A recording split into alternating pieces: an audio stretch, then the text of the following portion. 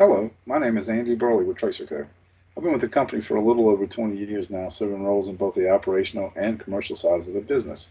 Today I'm going to take a little time to talk to you about different radioisotope techniques available for process investigations. The first technique we're going to talk about today is distillation tower scanning or gamma scanning, probably the most popular of the techniques. So what is gamma scanning? Gamma scanning is the use of a small radioactive isotope in a sensitive radiation detector to measure certain process degrading conditions such as flooding, foaming, fouling, weeping, and entrainment, as well as to ascertain the mechanical integrity of the internals of the vessel. The source and detector are both kept external to the vessel during the scan, so there's no interaction or interference with the process, and the results are actually real-time measurements of the process equipment, so they're not theoretical or calculated. A little bit about the science behind scanning. This is a form of the Beer-Lambert law, and it's the backbone of scanning. I'm not going to go into great detail about it, but I will let you know that there are three different variables that could affect the amount of radiation that the detector sees. The first being time, which remains constant throughout the entirety of the scan. The second would be the distance between the source and detector, which also remains constant during the scan. And the third is the density of the material that is being scanned through. This is the only variable that is not constant. Hence, whenever you do a gamma scan, you get a density profile of the vessel. Trade towers and pack towers are scanned a little bit differently. We'll start off with discussing trade tower scanning. Here we have a single pass trade column, so our source and detector are aligned in a manner to where they do not intersect any of the downcomers. You want to do this because you want to see what your liquid vapor disengagement zone looks like beneath each tray. If you scan through the downcomer, you would get some interference there. That being said, we do have the capability of scanning through downcomers. We can move our source and detector around. Those scans are typically done in flooding scenarios where you want to determine whether or not the flood is initiating on the tray deck or in the downcomer itself. To perform a gamma scan, both the source and detector are lowered down opposite sides of the vessel. They're zeroed up at the top tangent line and then moved down simultaneously in 2-inch increments until you get down to the bottom of the tower. Then the data is recorded on a plot similar to this, where on the y-axis you have elevation, on the x-axis you have radiation intensity or density, with more dense material being on the left side of the plot, less dense material being on the right side of the plot. So as you scan down and you start to encounter liquid on the trays, the signal attenuates to the left, more dense, and then right beneath the tray, it snaps back to the right, and you should get clearing. These scans and these tray peaks are analyzed to determine if there are any process degrading conditions as mentioned previously or mechanical issues as a scan is performed. Here's an example of what tray damage would look like. If you look at the trays here in this red box, all of them are showing up less dense, or not far, the peak's not going over as far to the left as the other trays within the column, and they're holding a lot less liquid. This is often indicative of fouling, and here's an example of what flooding would look like on a trade tower scan. You can see right here, the peaks don't go as far back to the right as they should. They're not clearing up. So what that means is you don't have any liquid vapor disengagement in between your trays. And actually, these two tray decks here are showing up a lot more dense than the other trays in the area or in the column, which would be indicative of fouling. As I mentioned, trade towers and pack towers are scanned a little bit differently. The main reason we scan that you'd want to scan a pack tower is usually to determine whether or not you have good liquid vapor distribution, and that can't be ascertained with a single scan like you could on a trade tower. So what is done is a grid scan. 4 scan lines are done in a grid pattern. Each one of the 4 scans is measured out to be the same length, so this equation still applies. And not all the 4 of the scans are done simultaneously. With 1 source and 1 detector are used. Scan from top to bottom in the first orientation. Then bring the source and detector up to the top, realign, do the second, do the third, and do the 4th scan. Then all 4 of these scan lines are overlaid on one plot. And if each of them shoots through a similar amount of density or similar density, then they should overlay well with one another on the plot, which would be good distribution. Here's an example of what that would look like. As we scan down from the top, you get good even load on this distributor. And then when you come down into the packed bed, all 4 of the scan cords are overlaying well with one another, and you see a consistent density from top to the bottom of the bed as well, as opposed to what 4 distribution would look like. Here you have a lot of spread amongst the 4 scan cords, so they're not all shooting through similar densities. Also, you can see there's a shift about halfway through the bed to more dense, and that's actually, in this case, liquid holdup in this bed. Fouling would give you a similar will give you a similar profile. Here's an example of a grid scan that was performed on a tower not long after an upset. The main things that we see here on this tower scan is the first big issue, scanning down from top to the bottom, is whenever you get to this distributor here. This distributor, if you look at the drawing over on the tower, should be holding no more than 6 inches in depth of dense material, but we're actually seeing about 24 inches of dense material on this distributor. And when you scan down and start to get to where the bed should be starting, we don't get any absorption until we get down a couple of feet below where it was supposed to start.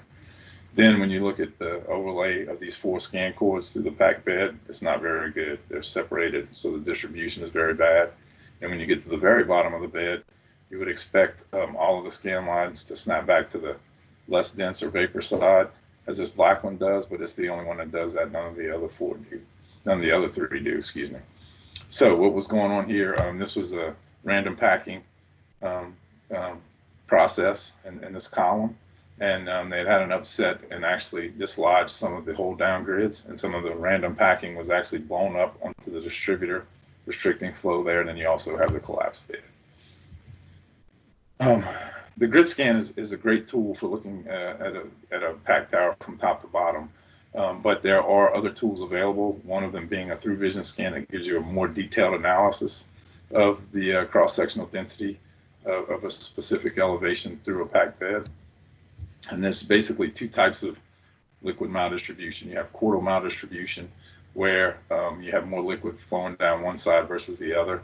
Then you have annular or equally maldistributed liquid, where all of your liquid may be like flowing right down the sides of your vessel or right through the center of your vessel, so it's equally maldistributed. Grid scans are very good at picking up chordal maldistribution, but not so good at picking up annular maldistribution. However, the ThruVisionScan or Tomography scan does have the capabilities of doing that. These scans are not just done on packed towers either. They can be done on reactors. They can be done a lot of times in FCC risers, piping, anywhere where you wanted a detailed analysis of the cross-sectional density of a specific elevation or a section of a vessel. So the way this is done, we use the same source and detectors that we would when we were doing a column scan. The source will be placed at one location, and then 9 different direct detector placements will be used for that one location, and data will be taken at each one of them. Then we would move the source around to a different location and do a similar pattern, and then move it to another location and do another pattern, another similar data collection. So if you look at this plot here, you can see that all these different lines going through here, and this is just a 3x9 grid or pattern right here. All these different lines going right through here. If you start thinking about the percentage of the cross-sectional area that's being covered as compared to the grid scan, this is a lot greater. And this is just 3x9. When we do these, we actually do a 9x9 in most cases. Sometimes an 11x11 or a 7x7, depending on the diameter of the vessel. But anyway, a lot more detail is given at that one elevation. So here's an example of a column that was scanned, was suffering from poor separation. We came in, we did a grid scan of it, and you can see starting at the top, all the distributor is evenly loaded, and then when you get down into the packed bed, all of the scan lines overlay well with one another, consistent density from top to bottom. So no real smoking gun as to what kind of issues you might be having here. So they decided to go ahead and do a tomography scan at the top of the packed bed right beneath the distributor. Here are the results from that ThruVisionScan. You can see right here, each one of these colors represents a different density range. You have these 2 dark blue areas right here and right here. If you look at the scale, that's showing a density of about 8.5 to 9 pounds per cubic foot. That was actually the dry density of this packing. So essentially they weren't getting, the packing in this area was completely dry. Here's an overlay of the orientation of the distributor. The trough running here, the lateral was running out perpendicular, and you can see basically no liquid was getting out to the laterals. If you overlay the pattern of the grid scan on this and you look at each line closely, you can see that each one of the lines intersects the same amount of that dark blue material. That's why whenever it was put onto the scan and onto the plot, that it looked like a similar density. The next technique we'll talk about is pipe scanning. Most facilities have quite a bit of piping used to move material from one process to another. with a lot of piping, you have a lot of potential for plugging piping, right? So there are a couple of different techniques that can be used to locate plugs within pipes. One would be the gamma scans that we've been talking about to this point for columns, except for on a smaller scale. You have a gamma emitting source on one side, sensitive radiation detector on the opposite side. As long as there's a density difference between these two materials, then you would be able to pick up the plug. And if you actually know the density of this plugging material, using this method, you can calculate the actual depth of the buildup. People also do through-vision scans on pipes sometimes if you want to know the exact details of what the shape of the buildup looks like. And then there's also another technique called Neutron backscatter, which works on differences in hydrogen content. It's also utilized in pipe scanning quite a bit. It is good at locating plugs, but it can't necessarily quantify how much plugging material is there. So it kind of depends what you're looking for. Neutron backscatter, we were just talking about on the previous slide, is also a sealed source technique where your source and detector are external to the vessel, but now instead of them being on opposite sides of the vessel, they're going to be on the same side of the vessel. And instead of using a gamma emitting source, you're using a neutron emitting source. Neutron emitting source, the fast moving neutrons are released into the medium, and then slow moving neutrons are reflected back from the medium, and the detector reads those. A hydrogen atom and a neutron are about the same size. So the more hydrogen you have within the medium you're shooting into, the more reflection you will get. These fast-moving neutrons can penetrate pretty far into the vessel, but the slow-moving neutrons that the detector's reading can only travel through about 12 inches of material. Therefore, if you're shooting through insulation in the wall, the wall itself, you might only be seeing 6 to 8 inches into the vessel.